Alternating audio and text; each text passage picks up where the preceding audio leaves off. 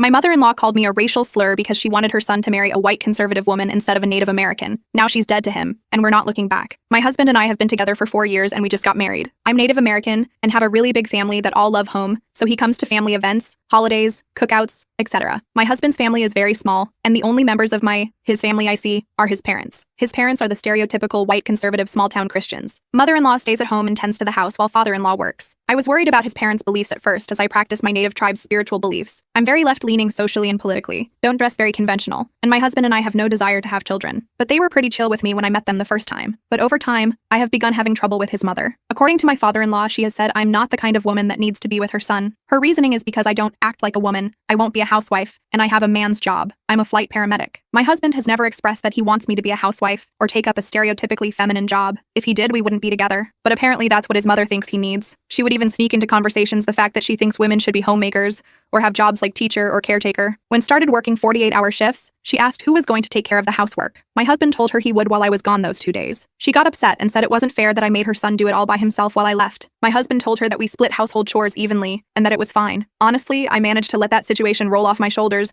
but everything came to a head with her a few weeks ago. Father-in-law invited us over for dinner, so we went. My cousin is getting married in a few months and my husband mentioned that we were going to the wedding. It will be a traditional wedding in accordance with our tribe's customs. Father-in-law said that was cool, and mother-in-law asked if there was going to be alcohol there. I didn't really see how that was an issue, so I said yes. She responded with, "Son, you don't need to be around all that drinking." My husband said it was fine and that it wouldn't be a problem. She said, "No, you don't need to go. It's not safe if there's going to be alcohol there." I said, "Why wouldn't it be safe? It's not like we're going to be at a bar. It's just going to be my family." She then said, "Well, some people can get violent when they drink." I knew exactly what some people meant and that this was a racist remark. I told her that no one would be getting violent and that everyone would have a designated driver. My husband then said that we were going, and there wasn't going to be any negotiation about it because he was a grown man and could make decisions for himself. That just made her more upset, and she started going off about how it wasn't a good idea for him to be around a bunch of drunk people. After father-in-law told her to calm down, my husband asked why it mattered so much to her anyway, because it's not like we were forcing her to go with us. She then said, "I just don't think it's a good idea for you to be around a bunch of intoxicated Indians." I was in shock. I knew this is what she meant, but I didn't think she had the balls to flat out say it. "You can't be serious," I said. She proceeded to tell me, "I am serious. I know how you people are and I don't want my son around it." My husband began to lose it and started yelling at her. I honestly didn't have a response to that. I was just dumbfounded, as was my father-in-law. My husband told her he would not stand for her blatant disrespect and hatefulness any longer